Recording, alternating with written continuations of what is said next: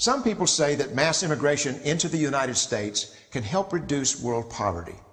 Is that true? Well, no, it's not. And let me show you why. This gumball represents the 1 million legal immigrants that the United States has taken every year on average since 1990. Now, who in the world deserves our humanitarian compassion? The World Bank has one measure of the desperately poor of the world. They make less than $2 a day.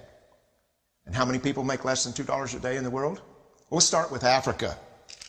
In Africa alone, there are 650 million people who make less than $2 a day. 650 million.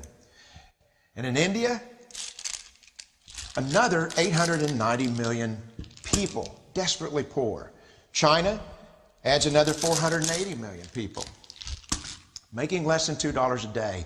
And unfortunately, the rest of Asia has a heartbreaking 810 million people who the World Bank says make less than $2 a day. And finally, there's 105 million of Latin America's population that are desperately poor. All told, the World Bank says there are 3 billion people in the world. 3 billion people who are desperately poor, making less than $2 a day. That's 3,000 gumballs. And every year, we take 1 million and suggest that we've somehow made a humanitarian difference. Of course, we don't pull our immigrants from these desperately poor populations, do we? These people are too poor, too sick, too disconnected to make it here as immigrants. We tend to pull our immigrants out of the better off poor of the world. And Mexico tends to define the type of immigrant that we bring here because the plurality of people come from Mexico.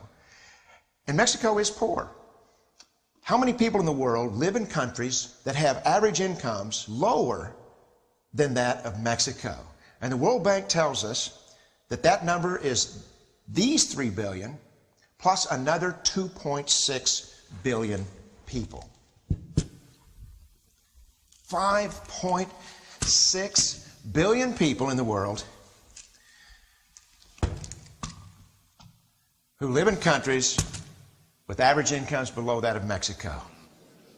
That's 5,600 gumballs. And so what is it that the elites are telling us? They're telling us that when we take this 1 million immigrants, that we somehow or another are tackling world poverty. And we have to do it regardless of the effect on our unemployed, the working poor, the most vulnerable members of our society, regardless of the effect on our natural resources. Even if we went by the most radical proposals in Washington, which are to actually double our immigration to 2 million a year, which would totally overwhelm our physical, natural, and social infrastructures, we couldn't make a noticeable difference. And we may be really hurting the impoverished people of the world because the million that we do take are among the most energetic, often the better educated, certainly the most dissatisfied people that if they did not immigrate would be the agents for change to improve the lot of all the people in these countries.